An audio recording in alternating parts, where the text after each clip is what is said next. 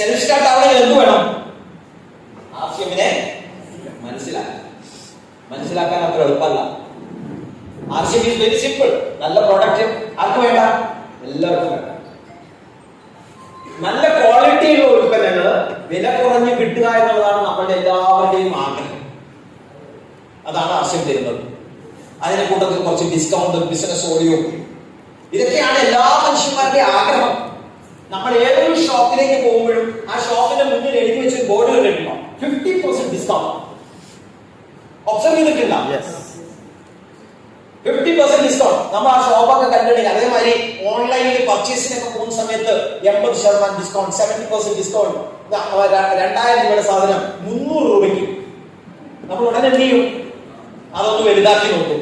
എങ്ങനെയുണ്ട് സാധനം നോക്കൂലേ? എന്താ കാര്യം? എന്താണ് അട്രാക്ട് ചെയ്തത്? ആ തുണിയാണോ ഡിസ്കൗണ്ട് ആണോ? ഡിസ്കൗണ്ട്. നമുക്ക് ആ ഡിസ്കൗണ്ട് ആണ് നമ്മളെ അട്രാക്ട് ചെയ്യുന്നത്. നമുക്ക് ആവശ്യമില്ല എന്താ തരുന്നത്? ഓരോ പ്രോഡക്റ്റിനും ഡിസ്കൗണ്ട്. ക്ലെയിം ചെയ്യണോ? ഡിസ്കൗണ്ടിന് വേണ്ടിട്ട് ഒന്നും വേണ്ട. നമ്മുടെ ആവശ്യം ഡിസ്ട്രിബ്യൂട്ടർ ആണെങ്കിൽ അവിടെ കയറി ചെന്നാൽ മതി. ജോയിൻ ചെയ്യാൻ കാശ് കൊടുക്കണോ? വേണ്ട. എന്താണ് ആവശ്യം? നമുക്ക് ഓഫർ ചെയ്യുന്ന പ്രോഫിറ്റ് 50% 50% കമ്പനിക്ക്, 50% ഡയറക്ട് സെല്ലേഴ്സ്, 50% പാർട്ണർഷിപ്പ് ആണ് ആർസിഎം നമുക്ക് ഓഫർ ചെയ്തിരിക്കുന്നത്. എന്തൊരു വലിയ ബിസിനസ് ഓപ്പർച്യൂണിറ്റിയാണ് നമ്മുടെ മുന്നിൽ ഓപ്പൺ ആവുന്നത് ആർസിഎമ്മിന്റെ ഒരു മെമ്പർഷിപ്പ് എടുക്കുന്നതോടുകൂടി. You are becoming 50% partner of the biggest direct selling company in the country. നമ്മളെ ഈ നാട്ടിലെ ഏറ്റവും വലിയ direct selling industry, direct selling കമ്പനിയുടെ 50% പാർട്ണർ ആവുകയാണ്. Free of cost. 5 പൈസ. ഏതൊരു ബിസിനസ് സ്ഥാപനത്തിനും 50% പ്രോഫിറ്റിന് നമുക്ക് കിട്ടണമെന്നുണ്ടെങ്കിൽ അവിടെ പോയി അവരുമായിട്ട് കാലങ്ങളോളം സംസാരിച്ച് അത് നമ്മളുടെ ബാധ്യതകൾ എന്തൊക്കെയാണ്, ഇൻവെസ്റ്റ്മെന്റ് വേണം, എന്തൊക്കെ നൂലാമാലകൾ, നിങ്ങൾക്ക് അതിനുള്ള സ്കിൽ, സാമർഥ്യം, ഇതെല്ലാം ചോദിച്ചതിന് ശേഷം നമുക്കൊരു ചെറിയൊരു ഹോട്ടൽ പെട്ടിപ്പീടികൾ 50% പാർട്ണർഷിപ്പ് കിട്ടും. ആർസിഎമ്മിൽ നമുക്ക് തന്നിരിക്കുന്ന ഓപ്പർച്യൂണിറ്റി ഏതാണ്ട് 130ഓളം ഫാക്ടറികൾ, 130ന് മേലെ ഫാക്ടറികളുള്ള ആർസിഎം എന്ന് പറയുന്ന ഈ ഒരു ബിസിനസ് ഓപ്പർച്യൂണിറ്റി. ആർസിഎമ്മിന് മാത്രമേ ഇത്രയും ഫാക്ടറികളുള്ളൂ. ആർസിഎമ്മിന് മാത്രമേ ഇത്രയും നമ്പർ ഓഫ് ഫാക്ടറികളുള്ളൂ. നമ്പർ ഓഫ് ഫാക്ടറീസ് ഓരോ വർഷവും കൂടിക്കൊണ്ടിരിക്കുകയാണ്. It is expanding. ഇന്ത്യയിൽ നേരത്തെ നമ്മളെ കുറച്ച് കമ്പനികളുടെ ഫോട്ടോസ് അല്ല പേരുകൾ ഇവിടെ കാണിച്ചു. ചില മൾട്ടിനാഷണൽ കമ്പനീസ്, പല ഗോതമ്പൊടിയും സോപ്പും പേസ്റ്റും. സുജിത് സാർ നേരത്തെ പറഞ്ഞു, നിങ്ങൾ പേസ്റ്റ് തേച്ചപ്പോൾ ഇംഗ്ലണ്ടിന് വേണ്ടിയിട്ടാണ് പല്ല് തേച്ചത്, കുളിച്ചത് ബ്രിട്ടീഷുകാർക്ക് വേണ്ടിയിട്ടാണെന്ന് പറഞ്ഞു. ആ കമ്പനിക്കാർക്ക് പോലും സ്വന്തമായിട്ട് ഫാക്ടറി ഇല്ല. അറിയോ? എത്ര ലക്ഷം കോടിയുടെ ബിസിനസ്സാ ചെയ്യുന്നത്, പക്ഷെ സ്വന്തം സ്ഥാപനങ്ങളില്ല. നമ്മൾ ഇന്ന് ചില്ലറ കോടികളെ ചെയ്യുന്നുള്ളൂ. ആർസിഎം വലിയ കോടികളൊന്നും നമ്മൾ ചെയ്യുന്നില്ല. പക്ഷെ ഓൾറെഡി നമ്മൾ ഫ്യൂച്ചറിൽ ലക്ഷക്കണക്കിന് കോടികൾ ചെയ്യാൻ വേണ്ടി നമ്മൾ സ്വയം പ്രാപ്തരാകാൻ വേണ്ടിയിട്ടുള്ള ബേസ് ഫൗണ്ടേഷൻസ്, എന്താ പറയാ, ഇൻഫ്രാസ്ട്രക്ചർ നമ്മൾ സെറ്റപ്പ് ചെയ്ത് കഴിഞ്ഞു. ഇനിയും വരും കാലങ്ങളിൽ നമ്മളെ ആർക്കും പിടിച്ചു വെക്കാൻ പോലും പറ്റില്ല. ആ രീതിയിലാണ് നമ്മൾ വളരാൻ പോകുന്നത്. ഇഷ്ടപ്പെട്ടോ? ഇവിടെ നമുക്ക് ആർസിഎമ്മിൽ നമുക്ക് കിട്ടിയിരിക്കുന്നത് നല്ല കമ്പനിയാണ്, സോളിഡ് കമ്പനിയാണ്. ഞാൻ ആർസിഎം വിട്ടു പോയാലും ആർസിഎം ഇവിടെ തന്നെ ഉണ്ടാവും. ഏത് വേറെ നെറ്റ്വർക്ക് മാർക്കറ്റിംഗ് കമ്പനികളിലും വേണമെങ്കിൽ അലഞ്ഞു തിരിഞ്ഞ് കറങ്ങി തിരിഞ്ഞ് 10-20 വർഷം കഴിഞ്ഞ് കഷ്ടപ്പെട്ട് പണമൊക്കെ നഷ്ടപ്പെട്ട് പേര് നശിപ്പിച്ച് വേണമെങ്കിൽ 10-20 വർഷം കഴിഞ്ഞാലും നിങ്ങൾക്ക് വരാം. അന്നത്തേക്ക് ആർസിഎമ്മിൽ ഏതാണ്ട് 130 ഫാക്ടറി ഉള്ളത് 1300-13,000 ഫാക്ടറികളായിട്ടുണ്ടാവും. അന്ന് വേണമെങ്കിലും തീരുമാനം എടുക്കാം, പ്രശ്നമൊന്നുമില്ല. എന്ന് വേണമെങ്കിലും സ്റ്റാർട്ട് ചെയ്യാം. പോപ്പുലേഷനോട് ഒരു കുറവുണ്ടാകും, അത് വിചാരിച്ച് കഷ്ടിക്കണ്ട. ഇഷ്ടംപോലെ കുട്ടികൾ ഇവിടെ വളർന്നു വരുന്നുണ്ട്. നിങ്ങൾക്ക് എന്ന് വേണമെങ്കിലും ജോയിൻ ചെയ്യാൻ അന്ന് ആളെ കിട്ടും. കിട്ടൂല ശ്രീത്തെ? അതിന് മാത്രം സമയത്തിന് പ്രശ്നമൊന്നുമില്ല.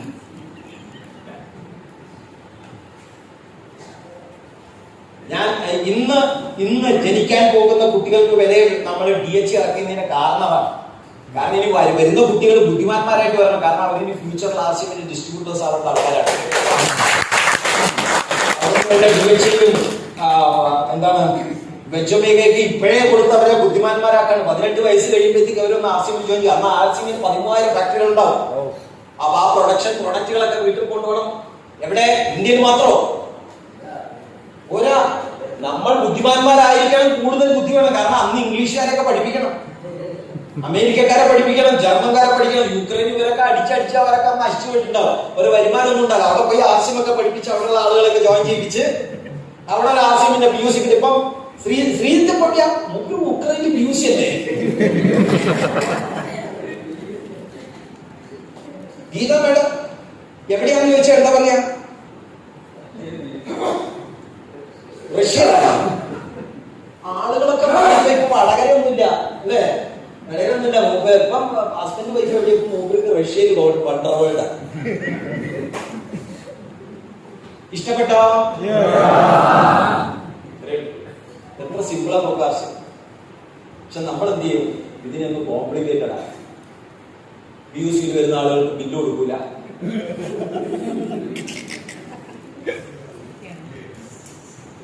ആര് വന്നു കഴിഞ്ഞാലും ഏതാ പല ടീം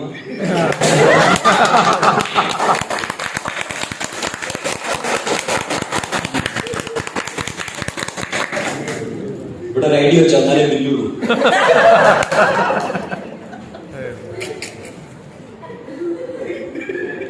അല്ല, ഞാൻ ഓൾറെഡി എന്റെ ഭാര്യന്റെ വീട്ടുകാരില്ല.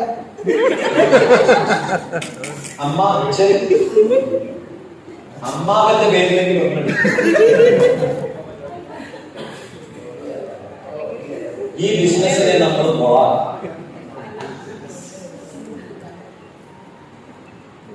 അടുത്തവന്റെ പാത്രത്തിലെ ചോറ് കഴിക്കാനാണ് താല്പര്യം. സ്വന്തം പാത്രത്തിൽ വിഭവങ്ങളാണ്.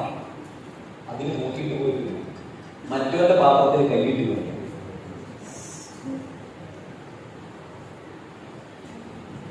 ആശയം TC ചക്രാജി എന്ന് പറയുന്ന വ്യക്തി 2010 കമ്പനി റീസ്റ്റാർട്ട് ചെയ്തതിനു ശേഷം ഇതില് കുറച്ച് സീനിയർ ആയിട്ടുള്ള ആളുകൾ പെട്ടെന്ന് മനസ്സിലായി.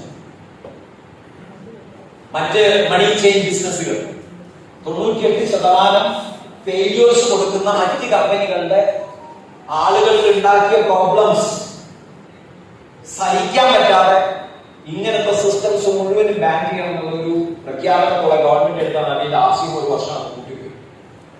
പിന്നീട് ഗവൺമെന്റിന് മനസ്സിലായി ഇവര് പാവങ്ങളാണ്, ഇവരെ തുറന്നു തുടങ്ങി. അപ്പം ഇനി വേണ്ട ഗൈഡ്ലൈൻസ് ഇല്ല.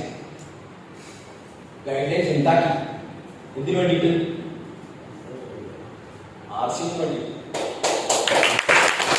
ഇതിനുവേണ്ടി ഒരു ഗൈഡ്ലൈൻസ് ഉണ്ടാക്കി, നിയമം കൊണ്ടുവന്ന് ഗൈഡ്ലൈൻസ് കൊണ്ടുവന്ന് അതിന്റെ അടിസ്ഥാനത്തിൽ നമ്മൾ റീഓപ്പൺ ചെയ്ത് കൊടുത്തു. TC ചക്രാജി ആ കഴിഞ്ഞ ഒരു വർഷത്തെ അദ്ദേഹത്തിന്റെ ലോസ് കോടികളാണ്, കോടികൾ. ഫാക്ടറിയിലെ കമ്പനിയിൽ അതിന്റെ മെറ്റീരിയൽസ്, അതിന്റെ മെഷീനറീസ് മെയിൻ്റനൻസ് ഇല്ലാതെ കൊറോഷൻ അടിച്ച് കോടികളുടെ നഷ്ടം. റോ മെറ്റീരിയൽസ് കമ്പനി നശിച്ചു, ഫാക്ടറികൾ മോശം, അതിന് ഉത്പാദിച്ച സാധനം മുഴുവൻ എക്സ്പയറിംഗ്. Huge loss. അദ്ദേഹം വന്നിട്ട് എന്താ പറഞ്ഞെന്നറിയാം? പല നെറ്റ്വർക്ക് മാർക്കറ്റിംഗ് കമ്പനികളും 98% ആളുകൾ ഫെയിൽ ആകുന്ന മറ്റ് നെറ്റ്വർക്ക് മാർക്കറ്റിംഗ് കമ്പനികൾ നന്നായിട്ട് റണ്ണ് ചെയ്യുകയാണെങ്കിൽ വരെ അതിന്റെ ഡയറക്ടേഴ്സ് പേ ഔട്ട് ചെയ്യില്ല. ഹലോ, ലീഡേഴ്സിന് പേ ഔട്ട് ചെയ്യില്ല. സംശയം ഈ മാസത്തെ പേ ഔട്ട് കിട്ടൂ. 1 ലക്ഷം പേ ഔട്ട് ആണെങ്കിൽ അന്ന് ഡയറക്ടർ രാവിലെ എന്ന് പറയാം 1 ലക്ഷം ഉള്ളവർക്ക് കമ്പനിയെ കൊടുത്താൽ. നെറ്റ്വർക്ക് ഇൻഡസ്ട്രിയിൽ വർക്ക് ചെയ്യുന്ന ആളുകൾക്ക് മനസ്സിലാവും. ഇതാണ് സാറേ ടാറ്റയ്ക്കുള്ള മാക്സിമം കമ്പനികൾ ചെയ്യുന്നത്. വെറും തരികടയാണ്. TC ചക്രാജി എന്ന് പറയുന്ന ആർസിഎമ്മിന്റെ മഹത് പുരുഷൻ പുറത്തു വന്ന് ആദ്യം പറഞ്ഞെന്താ അറിയാം? എല്ലാവർക്കും കൊടുക്കാനുള്ള പേ ഔട്ട് ഫസ്റ്റ്. എന്റെ നഷ്ടം ഞാൻ ശ്രമിച്ചു, ആളുകൾ നഷ്ടത്തിലാവാൻ പാടില്ല. ആണോ? അന്നത്തെ എക്സ്പീരിയൻസ് ഉള്ള ആളുകളോട് ചോദിച്ചു. അതുകൊണ്ടാണ് ഞങ്ങളൊക്കെ ആർസിഎമ്മിൽ ഇങ്ങനെ ഉരുക്ക് പോലെ നിൽക്കുന്നത്. ഒരു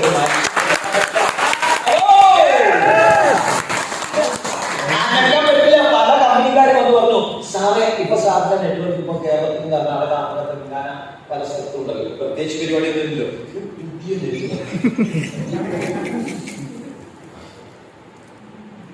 സാറ് കല്യാണമൊക്കെ കഴിച്ചു, ഭാര്യയായി മക്കളൊക്കെ ആയി, ഒരു കല്യാണം കൂടി.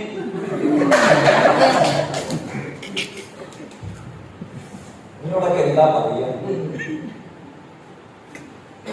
ഒരു മനുഷ്യന് കൊടുക്കാൻ പറ്റിയിട്ടില്ല കഴിഞ്ഞ 17 വർഷം. പലരും പണങ്ങി.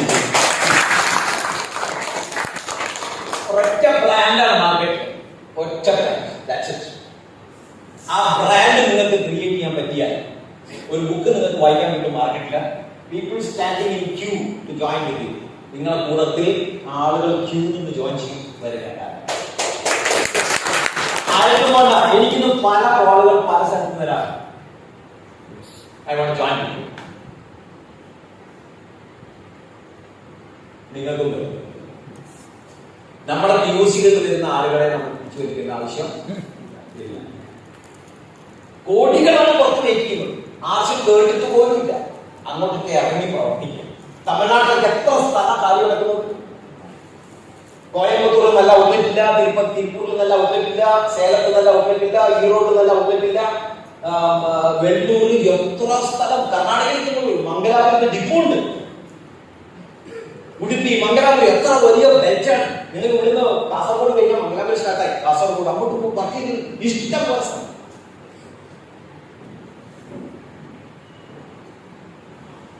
ഇഷ്ടം പോലെ ഏരിയ. എല്ലാ സ്ഥലത്തും നിങ്ങൾക്ക് ആളുകളെ കിട്ടും. വരുമാനത്തിന് ബുദ്ധിമുട്ടുന്ന ആളുകൾ, ആരോഗ്യത്തിൽ പ്രശ്നങ്ങളുള്ള ആളുകൾ ഇഷ്ടം പോലെ. Yes or no? Yes. ആണ്. ആളുകൾ അന്വേഷിക്കുകയാണ് ഓപ്പർച്യൂണിറ്റി. ബാംഗ്ലൂരില്, ഞാൻ ബാംഗ്ലൂരിലാണ് താമസിക്കുന്നത്. ബാംഗ്ലൂരിൽ ലക്ഷക്കണക്കിന് വണ്ടികളായിരുന്നു ഓള, യൂബർ, എയർപോർട്ട് ടാക്സി എന്നൊക്കെ നമുക്ക് ടാക്സി സർവീസിൽ ഓടിക്കൊണ്ടിരുന്നത്. ലക്ഷക്കണക്കിന് വണ്ടികൾ, ആയിരങ്ങളല്ല, lakhs of vehicles. ഇന്ന് എണ്ണി തപ്പിണ്ടെങ്കിൽ അവിടെ ഇവിടെ ഓരോ വണ്ടികളാണ് ഓടിക്കൊണ്ടിരുന്നത്. അപ്പൊ ഈ കാർ ഡ്രൈവേഴ്സ് ഒക്കെ അവരുടെ ജോലി, അവരൊക്കെ 10,000, 30,000, 40,000 ഒക്കെ മാസം വരുമാനം ഈ വണ്ടി ഓടിച്ച് സമ്പാദിച്ചുകൊണ്ടിരുന്ന ആൾക്കാരാണ്. അവർക്കൊന്നും വരുമാനമില്ല. അപ്പൊ അവർക്കൊക്കെ ജോലി വേണം. എങ്ങനെ കിട്ടും? ഗവൺമെന്റ് കൊടുക്കും? ഇല്ല. നമുക്ക് കൊടുക്കാൻ പറ്റുമോ? കൊടുക്കാൻ പറ്റുമോ? ആര് കൊടുക്കും? ഉച്ചയ്ക്ക് ആര് പണി കിട്ടും? Opportunities open. കെട്ടാൻ നമ്മൾ ഇറങ്ങണം. വീട്ടിലിരുന്നാൽ നടക്കില്ല. സക്സസ് വീട്ടുകാരെ കൊണ്ട് തരില്ല. 2 വർഷം 3 വർഷം നമ്മള് നമ്മുടെ ജീവിത വിജയത്തിന് വേണ്ടിയിട്ട് സാക്രിഫൈസ് ചെയ്യും. വർക്ക് ചെയ്തപ്പോ ഹലോ 3 വർഷം 2-3 വർഷം സാക്രിഫൈസ് ചെയ്യണം. എന്താ സാക്രിഫൈസ് എന്ന് പറഞ്ഞാല്? നമ്മുടെ നാട്ടില് ഞാൻ ആദ്യം തുടങ്ങുമ്പോൾ പറഞ്ഞ ഡിഫൻസിൽ വർക്ക് ചെയ്യുന്ന ആളുകൾ, അവർക്ക് ബോർഡറിൽ ഒരു വർക്കിന് പോകുന്ന സമയത്ത് അവരുടെ ഒരു ഉത്സവ കാലമാണെന്ന് വിചാരിക്കാം. ചിലപ്പോ ഈദോ അല്ലെങ്കിൽ ക്രിസ്തുമസോ ഓണോ എന്തെങ്കിലും ആയിക്കോട്ടെ, ഒരു ഉത്സവ കാലത്താണ് അവരെ പിടിച്ചിട്ട് ബോർഡറിൽ ഇട്ടത്. അപ്പൊ ഓരോ അയ്യോ സാറേ ഇപ്പം ഈദ് അല്ലെങ്കിൽ നമ്മളെ എന്താണ് നോമ്പിന്റെ ഒരു സമയമാണ്, അപ്പൊ അതുകൊണ്ട് എനിക്ക് അങ്ങോട്ട് പോകാൻ ലേശം പ്രയാസം എന്ന് പറയാൻ പറ്റുമോ? പറയാൻ പറ്റുമോ? പറയാൻ പറ്റുമോ? പറ്റില്ല. ഏത് ഈദാണെങ്കിലും, ഏത് നോമ്പാണെങ്കിലും, ഏത് ഉത്സവമാണെങ്കിലും ഡിഫൻസിലുള്ള ആളുകൾ ബോർഡറിലവിടെ എത്തിയിരിക്കണം. ചെയ്യാൻ പറഞ്ഞ ഡ്യൂട്ടിയോട് ചെയ്തിരിക്കണം. അവരുടെ ഉത്സവങ്ങളും അവരുടെ നോമ്പൊക്കെ സാക്രിഫൈസ് ചെയ്തിട്ട് വേണം അവിടെ നിൽക്കാൻ. എന്റെ അമ്മയ്ക്ക് സുഖമില്ല, അല്ലെങ്കിൽ എനിക്ക് വീട്ടിൽ നിന്ന പ്രശ്നം, എന്റെ കുട്ടീനെ സ്കൂൾ കൊണ്ടാക്കണം ഒന്നും അവിടെ പറഞ്ഞാൽ നടക്കൂല. അങ്ങനെ ഒരു 3 വർഷം 2-3 വർഷം മാക്സിമം, ഞാൻ പറയും മാക്സിമം ഒരു 2-3 വർഷം ഇതിന് വേണ്ടിയിട്ടൊന്നും സാക്രിഫൈസ് ചെയ്യാൻ പറ്റില്ല. Your life is made.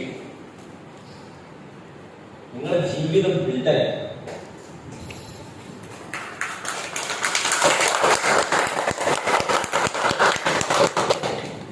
പിന്നെ എൻജോയ്മെന്റ്, പിന്നെ ഉദയ്പൂർ ട്രിപ്പ്, ബിൽവാര ടൂറുകള്, ആഗ്ര താജ്മഹലൊക്കെ കാണുന്നു, ഡൽഹിയിൽ പോകുന്നു, സിംഗപ്പൂരിൽ യാത്ര ചെയ്യുന്നു. എവിടെയായിരുന്നു സ്വീറ്റ് പോയത്? തായ്ലൻഡിൽ പോകുന്നു. തായ്ലൻഡിലേക്കുള്ള ടൂറ് കേരളത്തില് ഒരു ലേഡി കാറിൽ എഴുതി വന്നറിയില്ലേ? ആരാ? ലേഡീസിനൊക്കെ പവർ, വിമൻ എംപവർമെന്റ് നമ്മളെ രഞ്ജിത് സർ കാണിച്ചു. റിയൽ എംപവർമെന്റ് കാണിച്ചു.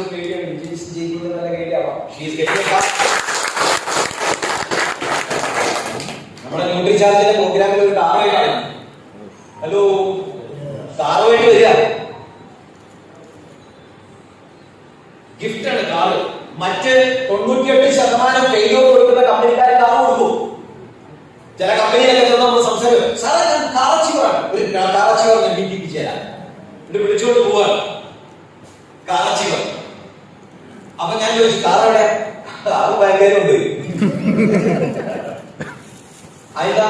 കാരണം കാറിന് അവിടെ 50,000 രൂപയാണ് കമ്പനി പേ ചെയ്തത്, ബാക്കി 5 ലക്ഷം രൂപന്റെ തലേനെ നേരെ കെട്ടി വെച്ചു. ഞാനവിടെ പേ ചെയ്യാൻ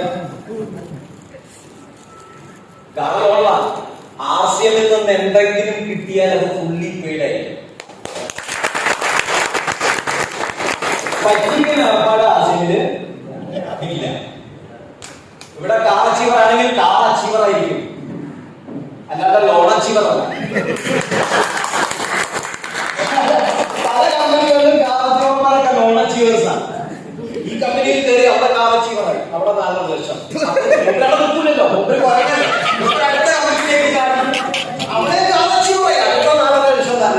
അവസാനം നാടി വിട്ടു. കാറ് കണ്ട് ബാങ്കുകാർ കൊണ്ടുപോയി. അവസാനം വിളിച്ചു, സാറേ ഡബിൾ കാർ അച്ചീവ. അച്ഛാ ഡബിൾ കാർ അച്ചീവ? അതെ, 2 കമ്പനി വീട്ടിൽ കൊണ്ടുപോയി സൈക്കിൾ കൊണ്ടുപോയി 2 ബാങ്കുകാർ കൊണ്ടുപോയി. RCMൽ ഇന്ന് നമ്മുടെ അടുത്ത ന്യൂട്രി ചാർജിന്റെ ഫംഗ്ഷനിൽ നിങ്ങൾക്ക് കാണാം. ഫുള്ളി പെയ്ഡ് കാർ കേരളത്തിലെ ജെൻസല്ല ഒരു ലേഡി അച്ചീവ് ചെയ്തത്.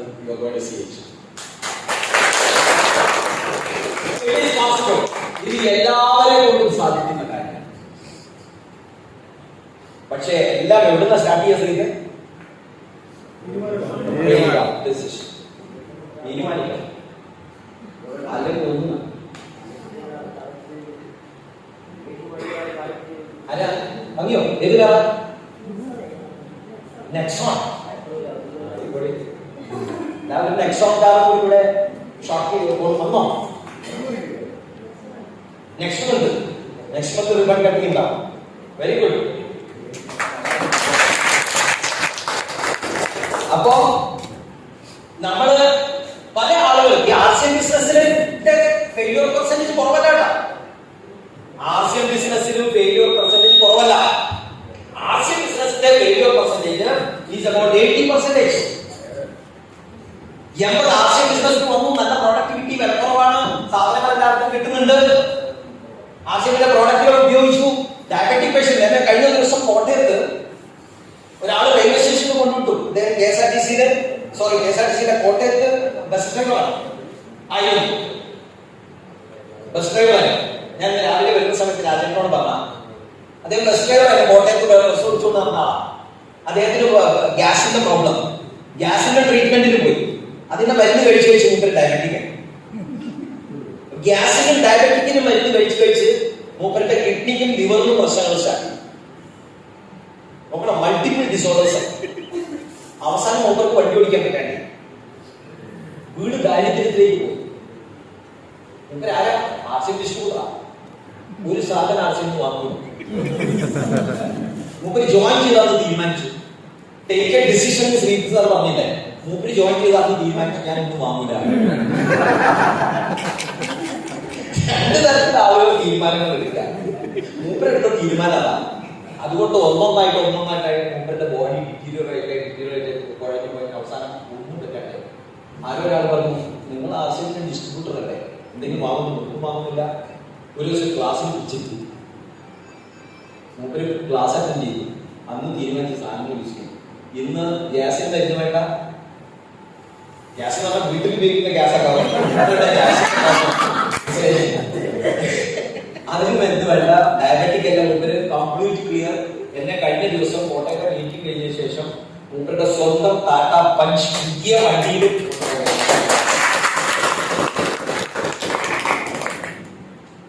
അന്ന് എത്രയോ 5-6 കാറാണ് പെൺകട്ടിയാണ്, 5-6 cars.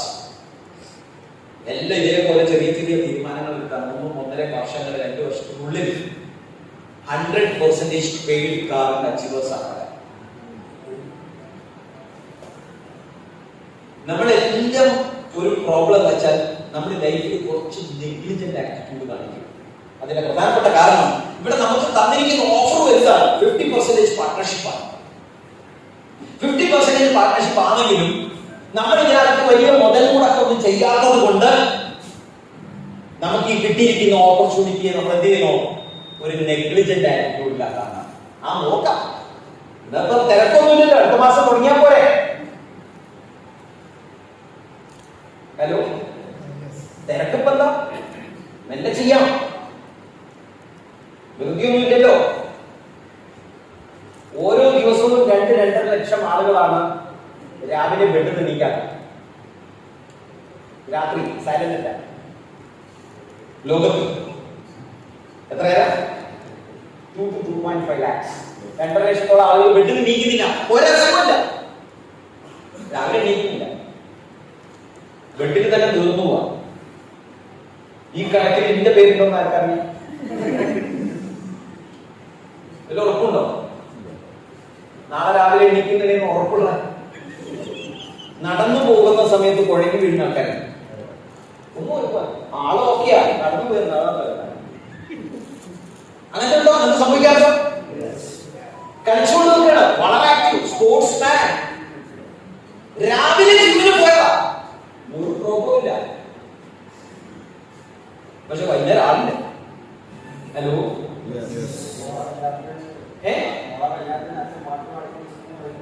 മോളെ കല്യാണത്തിന് അച്ഛൻ പാട്ട് പാടും. അച്ഛൻ കേട്ടിട്ടില്ല, എന്റെ ന്യൂസ് കണ്ടിട്ടില്ല. എന്റെ പേര് അതിനകത്ത് വല്ലതും ഉണ്ടോ എന്ന് നോക്കിയിട്ടുണ്ട്. അപ്പോഴും നമ്മുടെ സ്വന്തം പേര്, നമ്മുടെ സ്വന്തം എന്റെ എന്ന് പറഞ്ഞാൽ നമ്മുടെ സ്വന്തം പേര് ആ ലിസ്റ്റില് കർണാടകയിലെ ഫിലിം സ്റ്റാർ എത്ര ആൾക്കാര്.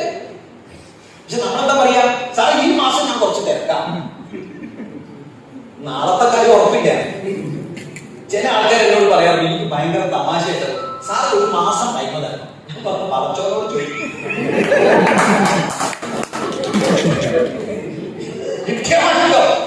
ഒരു മാസോ 2 മാസോ 1 വർഷം എത്ര വേണം പടച്ചോ തന്നാ വാങ്ങിക്കോ.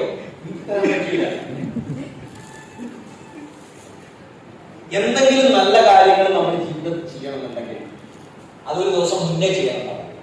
ഹലോ, ആശയം എന്തിനാണ് നല്ലതാണെന്ന് പറയാനുള്ള കാരണം? വൈ ആശയം ഇസ് ഗുഡ്? വേറെ ഏത് ബിസിനസ് ഓപ്പർച്യൂണിറ്റീസ് നിങ്ങൾ എടുക്കും, ഏത് ബിസിനസ് ഓപ്പർച്യൂണിറ്റി അല്ലെങ്കിൽ ഏത് ജോലി, വേറെ ഒരാൾ വളരുന്നത് നമുക്ക് ഇഷ്ടപ്പെടില്ല. മറ്റുള്ള ആളുകളെ പിടിച്ച് വലിച്ച് താഴോട്ട് ഇട്ടാലേ അവർ നമുക്ക് വളർച്ചത്. മറ്റേത് ബിസിനസ്സും ഏത് ജോലി, ഇപ്പൊ ഞാനൊരു ജോലിയിലുണ്ടായി, എന്റെ കൂട്ടത്തിലുള്ള ആളുകളെക്കാളും മുന്നിൽ എനിക്ക് എന്റെ പ്രൊമോഷൻസ് ഒക്കെ കിട്ടണമെങ്കിൽ എന്റെ സ്കോർ കൂടുതലായിരിക്കണം, വേണം വേണ്ടോ? അപ്പോഴാണ് എനിക്ക് എന്റെ പ്രൊമോഷൻ, എനിക്ക് എന്റെ കാരിയർ ബ്രൈറ്റ് ആക്കാൻ പറ്റുള്ളൂ. മറ്റുള്ളവരും എന്നെക്കാളും സമർത്ഥന്മാരാണെങ്കിൽ എനിക്ക് എന്റെ പ്രൊഫഷനിലുള്ള വളർച്ച കുറവായിരിക്കും. വേണിഗോപാൽ സാർ എന്ന് പറയും അല്ലെ, ഇതൊക്കെ ഏതെങ്കിലും പ്രൊഫഷനിൽ നമ്മൾ വർക്ക് ചെയ്തിട്ടുണ്ടെങ്കിൽ നമുക്ക് ശരിക്കും മനസ്സിലാവും. ഏതൊരു ബിസിനസ് ഓപ്പർച്യൂണിറ്റി നിങ്ങൾ കിട്ടും. നമ്മളൊരു ബിസിനസ് നടത്തുകയാണെന്നുണ്ടെങ്കിൽ അവിടെ നമുക്ക് കോമ്പറ്റീറ്റേഴ്സിനെ ഇഷ്ടപ്പെടില്ല, എങ്ങനെയെങ്കിലും ഒക്കെ അത് തകർക്കാൻ വേണ്ടി ശ്രമിക്കും.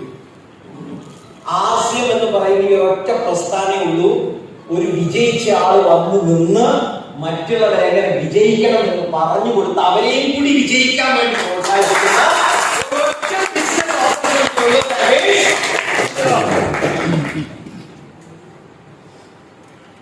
വേറെ ഒന്നിനും മനക്കൊരു അവകാശമില്ല. അതുകൊണ്ടാണ് ദ ബെസ്റ്റ് എന്ന് പറയാൻ കാരണം.